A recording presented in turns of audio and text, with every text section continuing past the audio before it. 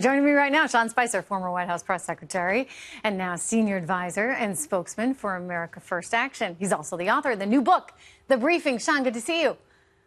Good to see you, Trish. Happy Friday. Happy Friday. It seemed like Tom Perez was doing everything he could not to say, yeah, I'll endorse her. We heard a lot of excuses and a lot of reasons, but what do you think the real reason is why so many Democrats are running away from Nancy Pelosi right now? Well, look, you're right. This should be a no-brainer. If you're the chair of the DNC, you should be saying that I totally support Nancy Pelosi. She's done all this great stuff. And second, I am 100% confident that the Democrats will take over the House. He did neither. And I think that was telling on both counts.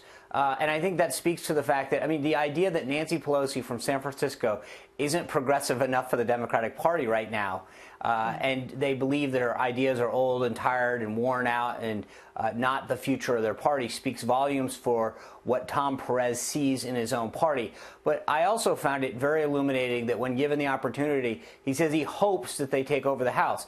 If you're the chair of the DNC, and frankly the chair of the RNC, you're supposed to be out there expressing unbelievable confidence in your party's ability to either win or maintain a majority. So maybe he's just not good at his job. He did neither. Maybe he's not good at his job. I think what's interesting here is what you're saying. In other words, they think that she's not the future of the party. I mean, I got to say, like, they might be onto something.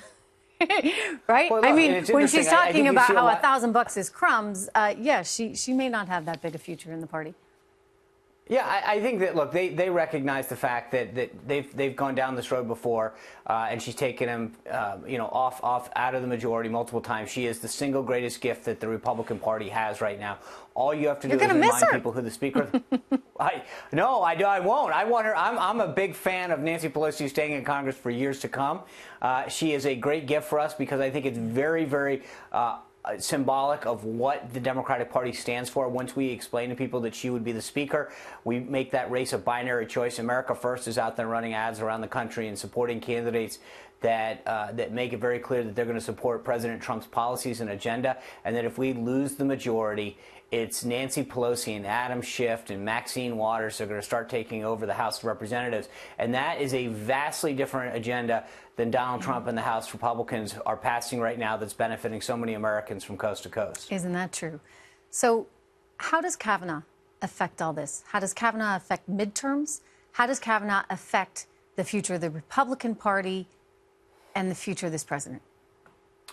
That's a very interesting question. I think from a purely political standpoint, there's no question that both sides have dug in and see this as a very polarizing issue for their side, one that's galvanizing support from the right and the left. I think the interesting thing that I find fascinating in terms of the coverage is for all these folks on the left, and you saw, not a single question in that clip asked to Tom Perez. You have the deputy chair of the DNC, Ellison from Minnesota, facing very similar charges, and all of these folks from the Democratic and the left side have yet to mention the allegations that are leveled against him and why he's still the deputy chair of the DNC.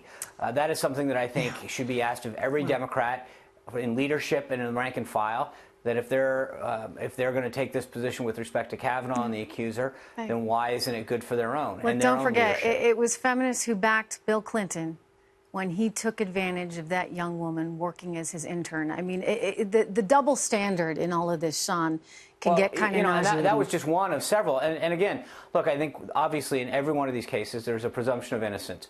But I think if when you look back again, if you're going to talk about the left, the politicalization of what the left has done, then there are serious questions that need to get asked, both of Keith Ellison, the deputy chair of the DNC, of Bill Clinton and others of the left, who have credible allegations against them as well. And so it's fascinating, I think, to see how it's very one-sided in these charges. Sure, I think that politics as usual. These women need to be taken seriously and credibly. And I think all of them, not just on one side. It's good to see you, sir. Thank you.